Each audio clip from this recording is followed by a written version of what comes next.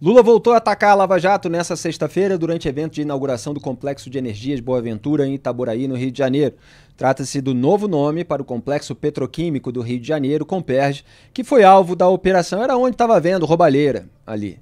E agora o Lula finge que todos queriam destruir a Petrobras e não aqueles que estavam usando a Petrobras em benefício próprio e em esquema de corrupção. O petista afirmou que a Força Tarefa agiu para desmoralizar a Petrobras e não para prender corruptos. Vamos assistir a essa ladainha que se repete há tantos anos, que o Lula vai continuar repetindo e que nós vamos continuar refutando, porque a gente sabe e cobriu exatamente aquilo que aconteceu. Mas esse programa é muito generoso, então mostra a fonte primária. Pode soltar. Uma reparação ao que muita gente honesta, ao que muita gente trabalhadora sofreu dentro da Petrobras com a denúncia da Lava Jato. Eu sempre digo que se você quiser prender um corrupto, você prenda o corrupto. Se você quiser dizer que uma empresa roubou, quem roubou não foram os trabalhadores, foi algum corrupto, algum corruptor. Então você pega ele e pune, mas deixa a empresa produzir, deixa a empresa gerar emprego, deixa a empresa gerar salário, deixa a empresa gerar renda. Mas a tentativa não era prender corruptos. A tentativa era desmoralizar a Petrobras aos olhos da sociedade brasileira, para depois falar, vamos vender. Como ele sabe que o Congresso Nacional, mesmo sendo um Congresso conservador, iria criar confusão para não deixar vender a Petrobras, eles resolveram vender ativos da Petrobras. Vamos fatiar a Petrobras, vamos vender a BR. É até engraçado e uma coincidência, Grebe, a gente mostrar esse discurso do Lula depois da pauta de suspensão do X. Porque veja a hipocrisia, os dois pesos, duas medidas. Ele fala, olha, se quer prender o corrupto, prende o corrupto, se quer atingir uma pessoa e tal, mas deixa a empresa funcionar. Ora, se o Moraes quer atingir o Elon Musk por esse raciocínio do Lula, mesmo não sendo um caso de corrupção, mas um caso de recusa de pagamento de multa, por que não deixa a empresa funcionar para aqueles que a utilizam? Claro que é uma situação bastante diferente, é por isso que nós temos posições muito claras sobre os dois casos que estão apresentados ao longo da nossa obra. Porque quando uma empresa tem a sua diretoria presa, etc., a empresa entra num processo de declínio por causa da corrupção dos seus executivos principais. Muita gente pode ter temporariamente ali a sua situação econômica afetada, ter de mudar de emprego, etc., mas por causa da corrupção da cúpula da empresa, que interfere diretamente naqueles que são profissionais da própria empresa. No caso do X, as pessoas envolvidas, elas são usuários da plataforma, são 22 milhões de pessoas, 22 milhões de brasileiros que foram atingidos colateralmente por uma decisão arbitrária do ministro Alexandre de Moraes. Eu digo isso porque o Lula não tem critério, ele não tem o mesmo princípio para situações diferentes. Ele simplesmente age conforme a conveniência. A gente precisa chamar o intervalo, produção? É isso? Não? Então, Grebe, queria comentar? Diga. Não, quero comentar. Primeiro, nunca houve por parte da Força Tarefa, da Lava Jato. A Lava Jato nunca atacou a Petrobras como empresa. A Lava Jato descobriu que existia um loteamento político do topo da Petrobras. Nem sequer era um caso de corrupção dos funcionários, eram os funcionários que estavam estreitamente ligados a políticos. A Lava Jato recuperou o dinheiro desviado da Petrobras. Exato! Aquela primeira cifra era de 6 bilhões de propina, mas você tem a cifra do prejuízo total, que aí já sobe para mais de 20 bilhões, etc. E até o juiz Sérgio Moro ele chegou a ser punido pelo sistemão aí por ter ordenado a devolução de parte do dinheiro para a Petrobras. Lembra dessa história? Sim. Quer dizer, os procuradores e os agentes da Polícia Federal, é porque faz parte da estratégia de manipulação de massa do PT focar em duas pessoas, Sérgio Moro, Deltan Dallagnol. Mas as operações, elas envolviam dezenas de agentes federais, dezenas de procuradores, são vários juízes que julgaram processos em vários tribunais, em Curitiba, no Rio de Janeiro, em Brasília, etc. Então, todas aquelas pessoas estavam envolvidas em bloquear esquemas de corrupção, em punir aqueles corruptos. Eles precisam criar uma narrativa de que foi a polícia que atrapalhou o caso.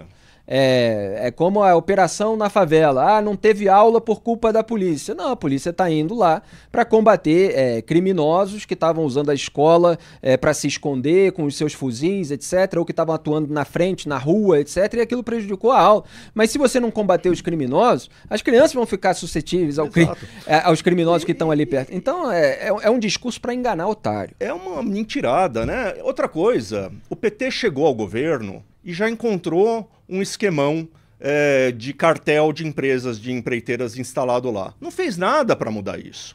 Precisou chegar a polícia para desfazer, né? Então, nunca foi uma ação contra a Petrobras. Muito bem, continuamos falando a respeito desse caso, Greg. Você queria concluir, desenvolver mais o seu raciocínio? Fique à vontade. Não, eu só queria observar uma coisa, né? Eu nunca vi o Lula lastimando os coitados, mas sim, coitados dos pensionistas do fundo de pensão da Petrobras, por exemplo, que também foram prejudicados por decisões da diretoria. É o Petros, né? O Petros, né? Decisões da diretoria. Muitos desses diretores hiper próximos do PT, né? Esquemões que também foram desvendados no âmbito da Lava Jato. Por que o Lula não fala dos coitados que estão até tendo descontos no seu cheque, no né? seu cheque no fim do mês para cobrir o rombo que foi deixado, né? Exatamente. Esses aí ele nunca se lembra de mencionar como a narrativa atingidos. É puramente para proveito próprio dele. Francamente, dá desgosto. E é uma máquina de ladainha que vai permanecer ao longo do tempo. Ele traz esse ressentimento. Ele fez uma escolha por jamais admitir aquilo que ele fez, uma escolha por jamais admitir que usou um imóvel como o sítio de Atibaia, né, que ele chegou a frequentar e tudo mais, e que foi reformado, foi customizado por empreiteiras do Petrolão. A aceitação em se fazer isso, independentemente de processo judicial, ela já é imoral em si. Um político, ele não deveria e não pode, do ponto de vista moral, aceitar qualquer tipo de envolvimento com empresários que estão recebendo contratos públicos no governo dele ou do partido dele. E nesse mesmo evento, ao tratar da Petrobras, o Lula reclamou do que chamou de editoriais contra a Petrobras. Olha só, Graeb, o que o Lula fica falando a respeito da imprensa. Porque lembra quando os petistas posavam de defensores da imprensa contra Jair Bolsonaro? Nós criticamos várias vezes Jair Bolsonaro pelos seus destemperos, ataques, ofensas a jornalistas, a veículos, etc. Claro que nós, ao longo de 20 anos de carreira, temos várias críticas a setores da imprensa, etc. Agora é diferente você fazer um ataque, de você produzir uma ofensa. Bolsonaro chegou a ser condenado, inclusive, né? Num caso envolvendo uma repórter, mulher. E os petistas posavam assim de santinhos, como quem sempre tratou muito bem a imprensa, fingindo que não criaram lá a mobilização em ambiente virtual, os MAVs, os militantes para atacar jornalista independente, que os blogs sujos não fizeram listinha, né, com aquilo que tratavam como se fossem os inimigos da pátria, que éramos nós, jornalistas, comunicadores independentes, até humoristas e outras pessoas. Então, o Lula sempre atacou a imprensa a partir do momento que a imprensa publicou informações negativas, porém verdadeiras, sobre os governos dele e da sua sucessora. Então vamos ver o que ele ousou falar dessa vez. Pode soltar. Quando se trata de petróleo, a gente sabe que desde 1953, quando o presidente Getúlio Vargas pensou em criar a Petrobras, é só vocês andarem um pouco para trás no passado e ver a quantidade de editoriais contra, dizendo que o Brasil não tinha que ter petróleo, não tinha que pesquisar, a gente tinha que continuar importando dos Estados Unidos. Esse era o complexo de vira-lata que ainda perdura até hoje. Quantas vezes já tentaram mudar de nome a Petrobras? Quantas vezes já disseram, não, nós temos que vender a Petrobras porque o petróleo vai acabar e a gente vai ficar com uma empresa que não presta para nada? Isso é um bando de imbecil que fala isso.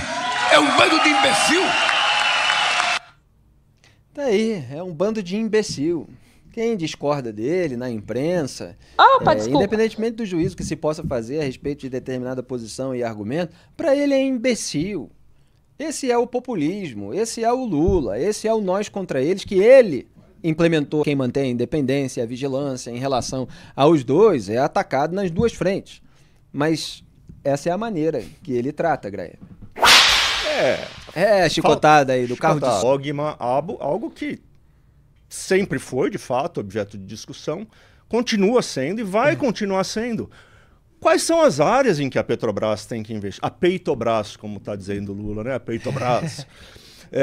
Quais são as áreas em que a Petrobras tem que investir? Precisa fazer... eu nunca vi alguém que fala em privatizar partes da Petrobras, falar em privatizar ou a refinaria.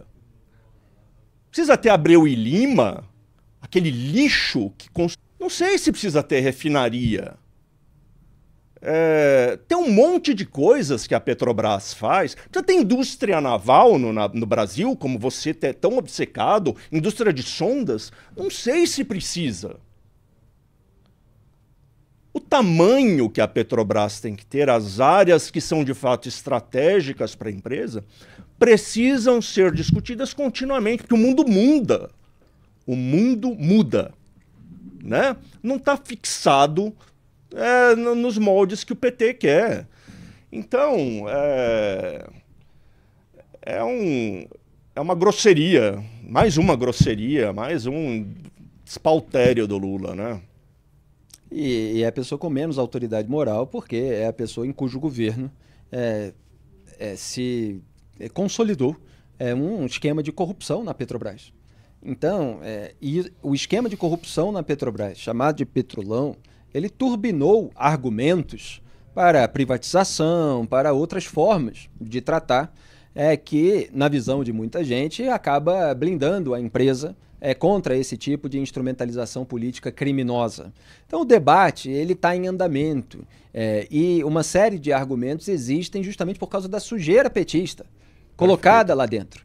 E o Lula quer fazer todo mundo ficar com medo de defender posições contrárias aos interesses dele. E aí ele faz isso, que é uma tentativa de intimidação.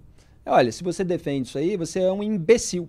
E ele, como líder de um grupo político, de uma corrente ideológica, né, criticada por muitos como uma seita, ele tem uma influência muito grande para mobilizar toda a sua claque, toda a sua militância, toda a sua base contra qualquer jornalista que ouse se posicionar a respeito da Petrobras de uma maneira diferente da dele. Diga, Greg. Não, e lembrar, né, que o desespero do Lula, cada vez que se fala de privatização, do que quer que seja, de Eletrobras, de Petrobras, né, tem a ver com o medo que ele tem de perder o poder que essas estatais dão a ele. Poder para nomear, poder para ditar política nos momentos difíceis. Eu vou segurar o preço do petróleo porque está chegando perto da eleição, isso vai ser bom para mim. Então, não tem nada a ver com o tamanho da Petrobras, o orgulho brasileiro, tem a ver com poder. Como sempre, tudo que você fala sobre política tem a ver com poder. E o Lula é um guloso de poder. Tem aquela velha frase, né, Samuel Johnson, né? O patriotismo é o último refúgio dos canalhas. A gente não precisa... Pois é, mas é que toda defesa do interesse político ou do interesse próprio, particular, ela vem sob uma capa de uma bandeira supostamente nobre, que é a defesa dos interesses nacionais. Eu, na época ainda dos governos de Lula e Dilma, antes desse 5º mandato petista, falava, olha, sempre que o PT fala em Brasil, entenda PT. Porque, na verdade, eles estão falando em nome do Brasil, em nome do povo, mas é para os interesses dele. E isso funciona quase sempre. Quando não funcionar, a gente mostra que, ó, não, dessa vez eles estão falando do Brasil. Mas é raro, hein?